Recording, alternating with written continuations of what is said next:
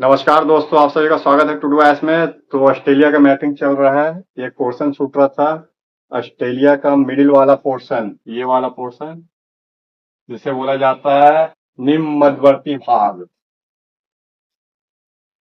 निम्न मध्यवर्ती भाग अर्थात ये पूरा जो क्षेत्र, ये एक डाउन प्लेन है, समतल प्लेन है। नीचे वाला क्षेत्र है क्योंकि इस साइड तो पूरा पठार है, ये पूरा पठार है, ये पर्वत बेल्ट हो जाते हैं। तो इस स्थिति में ये वाला बेसिन हो जाता है, एक पूरा का पूरा पूरा निम्न बेसिन है। इसको तीन भाग में बांटना है। एक वाला ए पोर्शन फर्स्ट नंबर, ये पूरा पोर्शन सेकेंड नंबर, और ये थर्ड नंबर। एक बार फिर से देखिए, ऑस्ट्रेलिया का एक भाग पठार है, पश्चिम ऑस्ट्रेलिया का पठार। एक भाग में कार्डिलेरा है, पर्वत है, जो पूर्वी कोस्ट है यहाँ पे। इसके बीच में, पठार और पर्वत के बीच में मध्यवर्ती निम्न भाग है, समतल क्षेत्र है, शुष्क क्षेत्र है, वर्षा कम होती है। जो नदियां रहती है वो तीन क्षेत्रों में गिरती है। ये वाला पूरा क्षेत्र फर्स्ट नंबर, दूसरा वाला ये सेकेंड नंबर, और थर्ड ये। तो नाम दिया जाता है, इसे बोलेंगे कारपेंटिया का क्षेत्र। कारपेंटिया निम्न भूमि। सेकेंड वाले का नाम देंगे आयर झील, आयर झील बेसिन। और ये मर्रे डार्लिंग नदी का बेसिन। तो तीन बेसिन हो गए। बेसिन क्यों है? क्योंकि आंतरिक अफवाह है और यहाँ पे नदियां गिर रही है, गायब होती है, फिर प्रकट होती है। दलदल क्षेत्र है, कहीं पे तो कहीं पे बालू का स्तूप मिलेगा। कारपेंटिया की खाड़ी ये है, यहाँ पे आपको मिलेगा आयर झील। ऑस्ट्रेलिया का सबसे नीचे डाउन वाला पोर्शन है, वह है आयर झील। मैप में दिखेगा आपको आयर झील, और ये मर्रे नदी का बेसिन है। एक साथ बोला जाता है मर्रे डार्लिंग बेसिन। जो कारपेंटिया की खाड़ी की ओर जाने वाली नदी है, निम्न बेसिन है, तो खाड़ी में गिर रही है। ये वाला जो इलाका है कारपेंटिया की खाड़ी है, नदियां फ्लो हो रही है और दलदल बनाती है। एक तो 12 मासी नदियां नहीं है पूरा ऑस्ट्रेलिया में। तो नदियां किस तरीके से है, मौसम पे डिपेंड करती है। वर्षा अधिक होगा तो जल अधिक रहेंगे, वर्षा कम होगी तो जल कम रहेंगे। तो जल का मात्रा वर्षा पे डिपेंड करता है। कारपेंटिया की खाड़ी एक डाउन स्लोप पे बसा हुआ है, और ये पूरा ऐसे करके जो नदियां फ्लो हो रही है तो डाउन की ओर फ्लो होती है। पुनः जो ग्रेट डिवाइडिंग रेंज है, इससे जो नदियां निकल रही है, लंबी दूरी तय करने के बाद आयर झील में गिरती है, इसलिए बोला जाता है आयर झील का बेसिन। 12 मासी नदियां नहीं है, ये भी याद रखना है। बीच बीच में गायब हो जाती है नदियां, या तो बालू का स्तूप जो है उसके बीच में गायब हो जा रही है, फिर से प्रकट होती है। वर्षा की मात्रा रहेगी तो अधिक प्रकट होगी, वर्षा की मात्रा कम रहेगी तो गायब हो जाती है। तो ये आयर झील, इसमें फ्लो होने वाली नदियां हैं। नदियां 1600 किलोमीटर का सफर तय करती है। लंबी लंबी नदी मैप में भले दिखे आपको, लेकिन शुष्क है। ग्रेट डिवाइडिंग रेंज ही सोर्स है ऑलमोस्ट। और मेन नदी मिलेगा आपको ऑस्ट्रेलिया का मर्रे डार्लिंग बेसिन। तो इसको देख लेते हैं एक बार। इस पूरा बेसिन में जो आयर बेसिन है, आयर झील है, आपको बोलना है ये ऑस्ट्रेलिया का 12.5 लाख वर्ग किलोमीटर क्षेत्र में है। बहुत विस्तृत क्षेत्र में फैला हुआ है। झीलें मिलेगी, किस तरीके की झील मिलेगी? लवण युक्त झील मिलती है। बीच बीच में सबसे बड़ा झील में आयर झील खुद एक लवण युक्त झील है, और भी छोटे छोटे झील मिलेंगे। तो नमक की मात्रा कम नहीं है, पर्याप्त मात्रा में नमक मिल जाते हैं। और बोलेंगे calcium carbonate, CaCO3, sodium carbonate, इस तरीके से जो कार्बोनेट है या क्लोराइड जैसे लवण इस पूरा आयर बेसिन में मिलेंगे आपको। तो हमको देखना है मर्रे डार्लिंग का बेसिन और इसकी नदियां, मर्रे डार्लिंग नदी।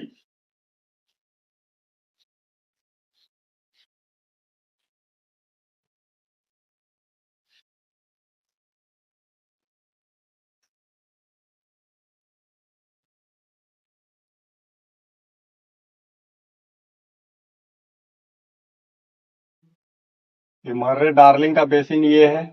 दो प्रमुख नदियां हैं ऑस्ट्रेलिया की। एक मिलेगा आपको मर्रे, दूसरी डार्लिंग नदी मिलेगी। तो एक साथ बोलेंगे आप, मर्रे डार्लिंग नदी।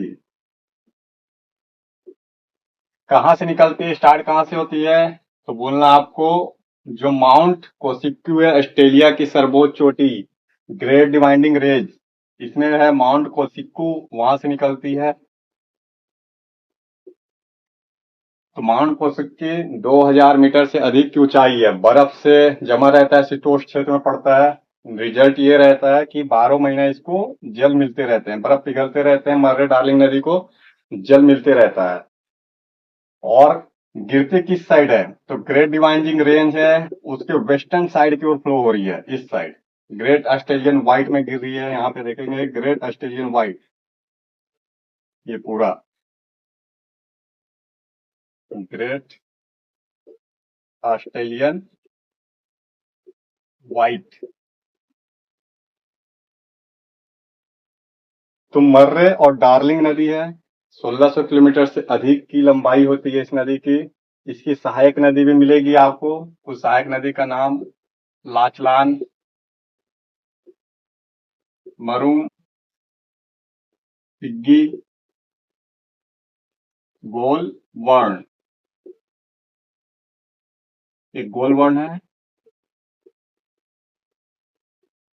तो इसकी सहायक नदी आपको मिलेगी। सारे के सारे कहाँ से निकल रहे हैं? ग्रेट डिवाइडिंग रेंज से निकल रहे हैं।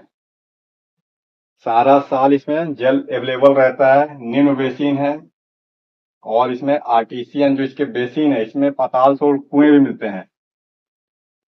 पाताल तोड़ कुएं। तो कुएं से जल भी अवेलेबल हो जाता है, 12 मासी जल मिल जाते हैं, भेड़ पालन बकरी पालन हो जाते हैं। और वैसे भी ऑस्ट्रेलिया की प्रमुख विशेषता है पाताल तोड़ कुएं। कहाँ पे मिलते हैं पाताल तोड़ कुएं?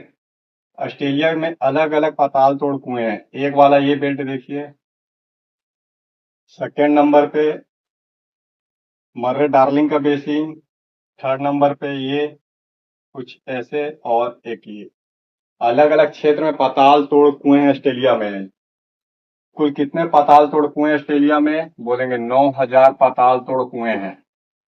पाताल तोड़ कुएं क्या होता है? गहराई बहुत अधिक रहती है, हाइड्रोलिक प्रेशर से जल अपने आप निकले।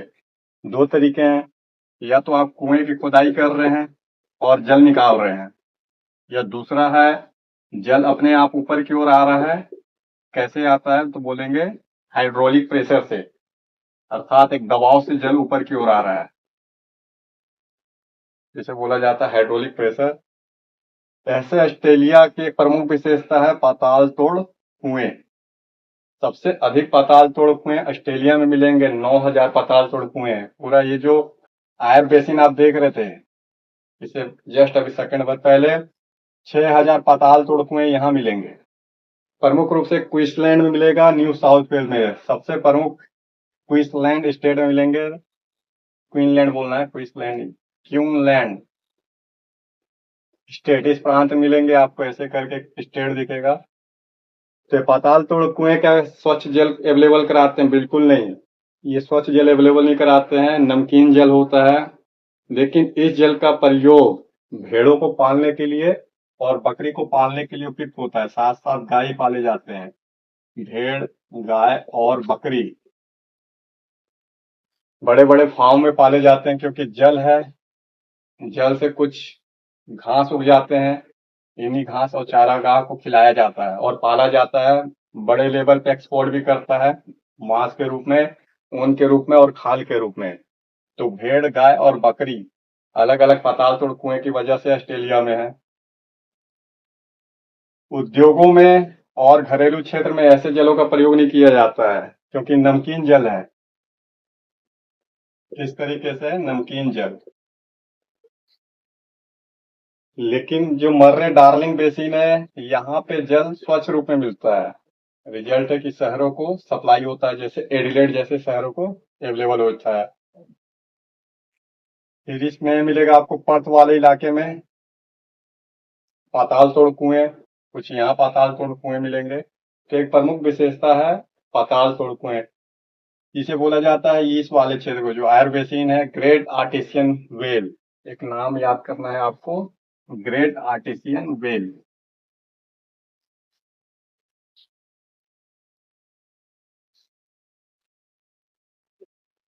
ग्रेट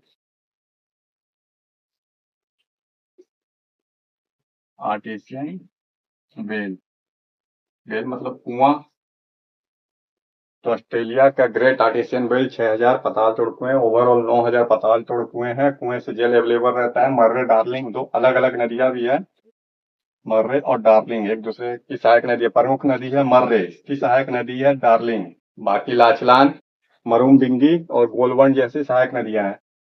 जो ग्रेट डिवाइनिंग रेंज है ऑस्ट्रेलिया के ईस्टर्न साइड में, इससे जो नदियां निकलती है तीव्र गति से फ्लो होती है और सीधा कहाँ गिर रही है, प्रशांत महासागर में गिरती है। कौन सा इलाका है ग्रेट डिवाइनिंग रेंज का?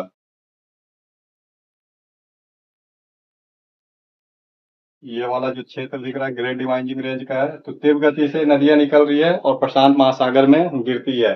काफी सारे जलप्रपात बनाती है। जो नदियां तीव्र गति से गिरती है और पर्वत क्षेत्र से, वो क्या बनाती है, जलप्रपात बनाती है। तो जलप्रपात आपको मिलेंगे। बीच बीच में दर्रे हैं नदियों का, इसी दर्रे से ट्रांसपोर्टेशन होता है। जो ट्रांसपोर्टेशन है, यातायात, जैसे रेलवे निकाला गया है, सड़क मार्ग, रेल और सड़क निकाला गया है। अब जब नदियां तीव्र गति से गिर रही है, अचानक से समतल भूमि हो या नदियों के मार्ग में, समतल भूमि हो या नदियों के मार्ग में अगर बाधा आ जाए, तीव्र गति से नदियां गिर रही है तो बाढ़ लाती है। तो ऑस्ट्रेलिया के ईस्टर्न साइड में जो सिटी है वो बाढ़ से प्रभावित होती है। तो ग्रेट डिवाइनिंग रेंज, जो कि जल विभाजक का काम भी करता है, मर्रे नदी और डार्लिंग नदी इस साइड गिर रही है, बाकी नदियां इस साइड छोटी छोटी गिर रही है। तो जल विभाजक के साथ साथ जल प्रपात है इस क्षेत्र में, ट्रांसपोर्टेशन है, दर्रे से होकर गुजर रही है। रेल मार्ग और सड़क इसी पर्वत के बीच बीच में जो दर्रे हैं उससे जा रहा है। बाढ़ लाती है, ये कुछ विशेषता है।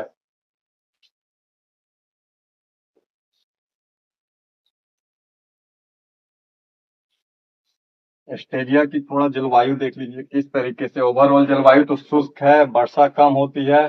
फिर भी जब एक कंटिनेंट आप पढ़ रहे हैं तो थोड़ा सा जानकारी होना जरूरी है।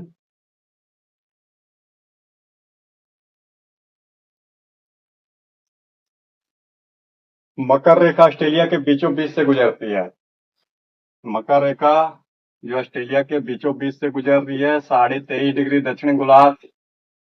तो नीचे वाला इलाका पूरा शीतोष्ण कटिबंध है, शीतोष्ण, और ऊपर वाला उष्ण कटिबंध है। शीतोष्ण कटिबंध और उष्ण कटिबंध दोनों में आते हैं।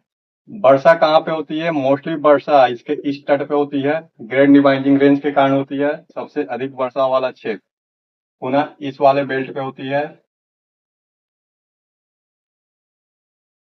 तो जलवायु में एक जलवायु यहाँ मिलती है भूमध्य सागर, और दूसरी यहाँ, दो भूमध्य सागर वाला क्षेत्र है। जलवायु क्या है ऑस्ट्रेलिया में? दो भूमध्य सागर वाला बोलना है। एक पर्थ वाला क्षेत्र है और एक स्पेंसर की खाड़ी वाला क्षेत्र है। यह ग्रेट ऑस्ट्रेलियन व्हाइट वाला इलाका है भूमध्य सागर जलवायु।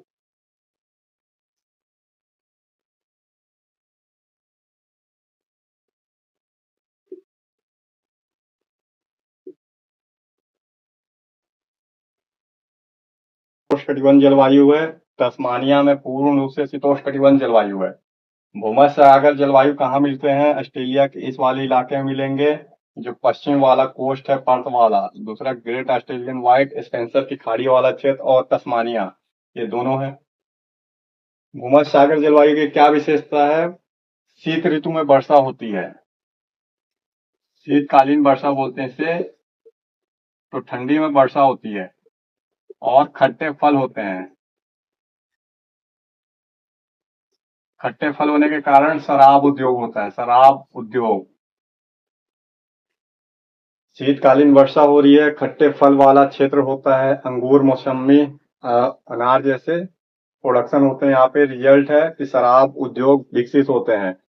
तो शीतोष्णकटिबंध वनस्पतियां भी होती है यहाँ पे, मुलायम वनस्पतियां होती है। मुलायम वनस्पति किस तरीके की वनस्पति है? सॉफ्ट, कागज और लुगदी बनाने का काम करता है। फिर आपको देखना है ऑस्ट्रेलिया के इस वाले इलाके में, जो पश्चिम ऑस्ट्रेलिया है, यहाँ पे पश्चिम ऑस्ट्रेलिया की ठंडी जलवायु बहती है, खैर ठंडी समुद्री धारा।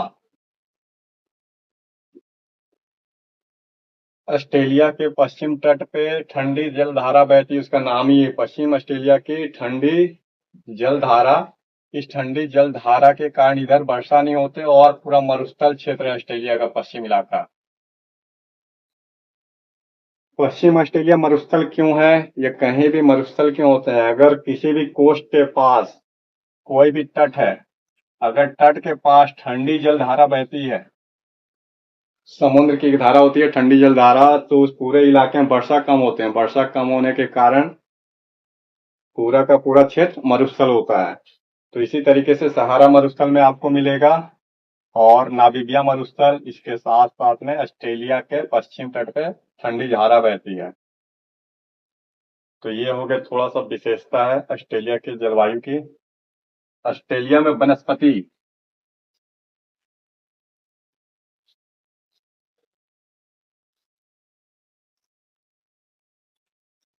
वनस्पति फॉरेस्ट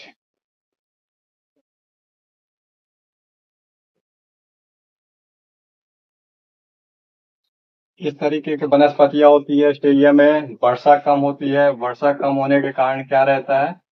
तो बोलेंगे यूकेलिप्टस, अकेसिया, बबुल, ये मिलेंगे आपको।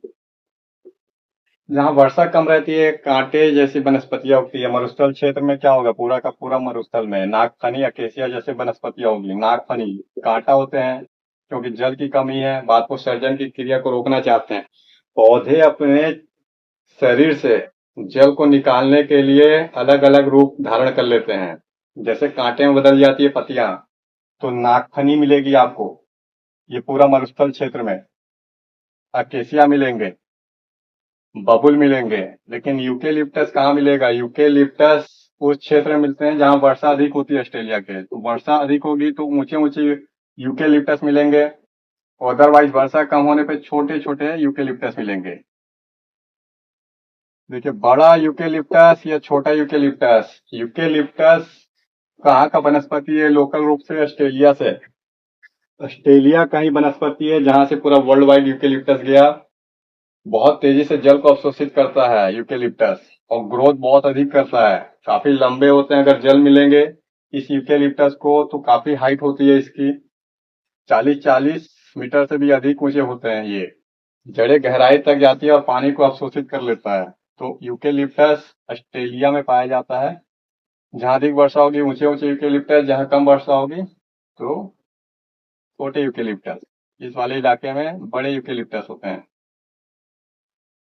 ऑस्ट्रेलिया में 500 प्रकार के यूकेलिप्टस हैं, तो अकेसिया की 600 प्रजातियां मिलती है। 500 प्रकार के यूकेलिप्टस, 600 प्रकार की क्या मिलती है? तो अकेसिया मिलती है। बाकी आपको दर्शाना है थोड़ा सा कि नागफनी मिलेंगे, अकेसिया वाला इलाका है, और शीतोष्ण वनस्पति मिलेगी जहाँ शीतोष्ण क्षेत्र है। तस्मानिया में मिलेंगे शीतोष्ण वनस्पति इस क्षेत्र में, और इस क्षेत्र में मुलायम लकड़ी होते हैं, शीतोष्ण लुगदी कागज बनाए जाते हैं। और उष्णकटिबंध क्षेत्र में उष्णकटिबंध की वनस्पतियां मिलेगी। ये पूरा बेल्ट जो है इंडोनेशिया मलेशिया का जो डेंस फॉरेस्ट वाला इलाका है, अर्थात 5 से 10 डिग्री जो अक्षांश वाला इलाका है, दोनों ही गोलार्धों में अगर 0 डिग्री का गोलार्ध है, विषुवत रेखा से 5 से 10 डिग्री नॉर्थ में, 5 से 10 डिग्री साउथ में आप जाएंगे, इस पूरे इलाके में डेंस फॉरेस्ट होते हैं। रिजल्ट है ऑस्ट्रेलिया के इसमें ऊपर वाले पोर्शन में, ओनली ऊपर कुछ भाग में डेंस फॉरेस्ट मिलते हैं। ये उष्णकटिबंध सदाबहार वन है। सदाबहार वन किस तरीके का सदाबहार है? उष्णकटिबंध। क्यों? क्योंकि इस क्षेत्र में वर्षा अधिक होती है। जो भूमध्य रेखा है, भूमध्य रेखा के 10 डिग्री उत्तर 10 डिग्री दक्षिण तक वर्षा अधिक होती है। सदाबहार उष्णकटिबंध वनस्पतियां पाई जाती है। रिजल्ट है कि आपको कारपेंटिया की खाड़ी, तिमोर सागर से लगता हुआ पूरा क्षेत्र, यहाँ पे डेंस फॉरेस्ट मिलेगा, उष्णकटिबंध सदाबहार वन। बाकी इलाके में आपको सबसे अधिक किस क्षेत्र में मिलेंगे, कौन सी वनस्पति, इस वाला क्षेत्र में मिलेगा वनस्पति शुष्क वनस्पतियां।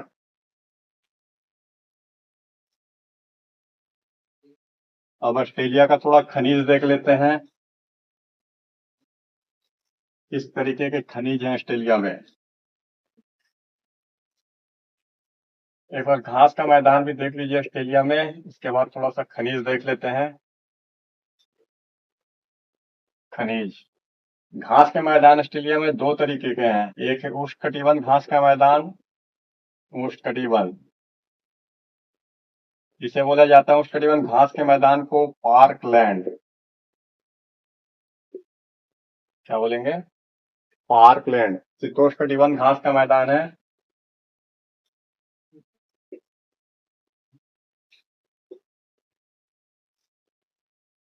इसे बोला जाता है शीतोष्णकटिबंध घास के मैदान को। अगर उष्णकटिबंध घास का मैदान है तो पार्कलैंड बोलेंगे, या तो सवाना। सवाना घास का मैदान होता है। वर्षा पे डिपेंड करता है, अधिक वर्षा होंगे तो अधिक ऊंचे होंगे, कम वर्षा होगी तो शुष्क हो जाते हैं। इधर शीतोष्णकटिबंध घास के मैदान भी होते हैं, इसको ऑस्ट्रेलिया में बोला जाता है डाउन्स। तो कहाँ मिलते हैं? ऑस्ट्रेलिया के विस्तृत क्षेत्र में मिलेंगे।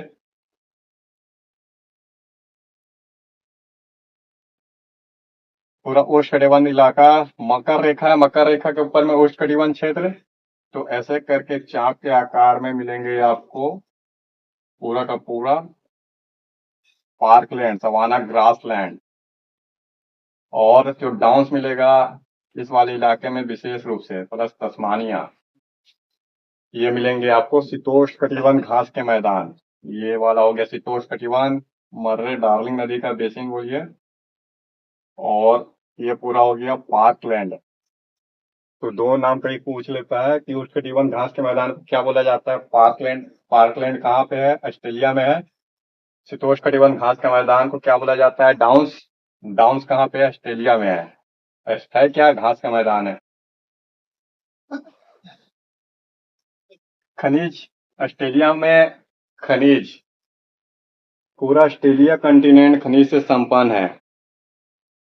क्योंकि जनसंख्या कम है, कंजप्शन कम होता है खनिज का, तो खनिज का क्या करता है? एक्सपोर्ट करता है, निर्यात करता है। किसे निर्यात करेगा? जापान को, चाइना, अमेरिका, भारत जैसे राष्ट्रों को एक्सपोर्ट करता है। लगभग सारे खनिज ऑस्ट्रेलिया में मिलते हैं। कोयला, सोना, बॉक्साइट, लोहा, जिंक। तो कभी कभी कुछ पूछ लेता है माइनिंग क्षेत्र या तो खान का नाम। तो उस क्षेत्र को पहचानना है खनिजों में। सबसे पहला लोहा वाला क्षेत्र, लोहा क्षेत्र ऑस्ट्रेलिया में। क्या पढ़ रहे हैं आप? Australia continent.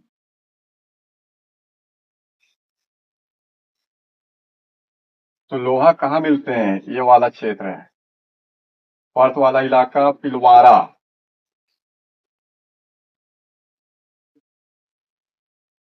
फिर बोलना आपको, एक है पिलवारा, दूसरा इस वाले इलाके में मिलेगा स्पेंसर की खाड़ी के पास, मिडिल बैक रेंज। लोहा वाला क्षेत्र है एक हम्पी साउंड क्षेत्र, ये वाला इलाका भी लोहा है। तो हम्पी साउंड क्षेत्र। देखिए पिलवारा विशेष रूप से पूछता है, पिलवारा किस लिए फेमस है? पिलवारा लो एस के लिए फेमस है। पूरा का पूरा जो डार्लिंग रेंज है इसी के आसपास मिलेगा पिलवारा। लो एस के लिए जाना जाता है। कहाँ है? ऑस्ट्रेलिया में। एक है स्पेंसर की खाड़ी के पास, मिडिल बैक रेंज, और एक ये वाला इलाका मिलेगा आपको हिंद महासागर से टच करता हुआ लोहा वाला बेल्ट। यार ये तो विशेष नहीं है, लेकिन ये बहुत ही इंपॉर्टेंट है, पिलवारा क्षेत्र। तो लो अयस्क किस तरीके के लो अयस्क हैं? हेमेटाइट प्रकार के। हेमेटाइट। ऑस्ट्रेलिया में मोस्टली जो लोहा मिल रहा है वह हेमेटाइट प्रकार का है। वर्ल्ड का ऑलमोस्ट 12% जो लो अयस्क है वो ऑस्ट्रेलिया प्रोडक्शन करता है। तो जहां भी लोहे की कमी है लो अयस्क वहां भेज देता है। रिजल्ट है कि जापान जैसा जिसके पास लोहे की कमी है, तो उसका स्टील प्लांट कैसे चल रहा है, या दक्षिण कोरिया के पास लोहे की कमी है तो वो चल रहे हैं ऑस्ट्रेलिया के खानों से, क्योंकि ऑस्ट्रेलिया सप्लाई कर रहा है लोहा का। अगर बंद कर दे तो विश्व के काफी सारे स्टील प्लांट जो है बंद हो जाएंगे, या उनको दूसरा ऑप्शन देखना पड़ेगा लोहा के लिए। और सही तरीके से अभी इसका भूगर्भिक मैपिंग भी नहीं हुआ है, अदरवाइज इसमें बहुत सारे लो अर्थ के और क्षेत्र मिल सकते हैं और गहराई तक मिल सकते हैं, क्योंकि पूरा ऑस्ट्रेलिया तो शुष्क है, तापमान अधिक है, इसीलिए मैपिंग कम हो रही है, भूगर्भिक मैपिंग विशेष रूप से। तो ऑस्ट्रेलिया का जो लो एस्क है काफी सारे देशों में स्टील प्लांट को सप्लाई करता है लोहा। नाम याद कर लेंगे आप, इलवारा मिडिल बैक रेंज स्पेंसर की खाड़ी के पास है, पश्चिम में।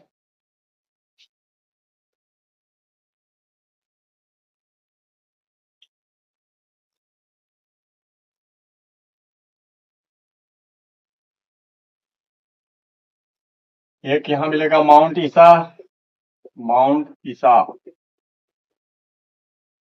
एक मिलेगा आपको ब्रोकन हिल, कभी कभी पूछता है ब्रोकन हिल। फिर है रेडियम हिल।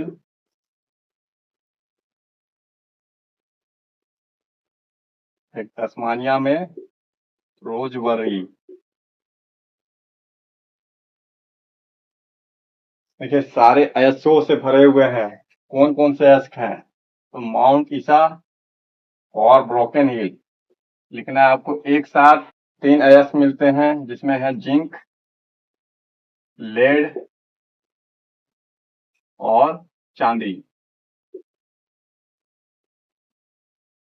एक ही साथ ऑलमोस्ट मिलते हैं, जहां भी चांदी मिलता है लेड और जिंक में मिल जाते हैं, जहां लेड मिलता है लेड जिंक एक साथ मिलते हैं। तो माउंट ईसा ब्रोकन हिल पे मिलेंगे, रोजबेरी में मिलेंगे आपको। रेडियम हिल में यूरेनियम मिलेगा, रोजबेरी में मिलेगा यूरेनियम, और माउंट ईसा में मिलेंगे। कहाँ मिलेंगे? माउंट ईसा में मिलेंगे आपको यूरेनियम। अर्थात आपको याद रखना है, पूछता है कि माउंट ईसा कहाँ पे है। माउंट ईसा ऑस्ट्रेलिया में है। कहाँ पे? पूरा आयर बेसिन वाला क्षेत्र है। ब्रोकन हिल भी ऑस्ट्रेलिया में है, रेडियम हिल ऑस्ट्रेलिया में, और रोजबेरी तस्मानिया में। किस लिए जाने जा रहे हैं? बोलना आपको खनिजों के लिए जाने जा रहे हैं। कौन से खनिज है? तो यूरेनियम है, साथ साथ में जिंक, लेड और चांदी जैसे अन्य भी है। और भी धीरे धीरे हम खनिजों के बारे में पढ़ेंगे नेक्स्ट वाले वीडियो में। ऑस्ट्रेलिया का मैपिंग खत्म कर देंगे, थोड़ा अर्बनाइजेशन और खनिज भी देख लेंगे, थोड़ा एग्रीकल्चर भी देखेंगे। फिलहाल नोट्स बनाइए, चैनल लाइक करिए, सब्सक्राइब करिए, बने रहिए टू डू ऐस में।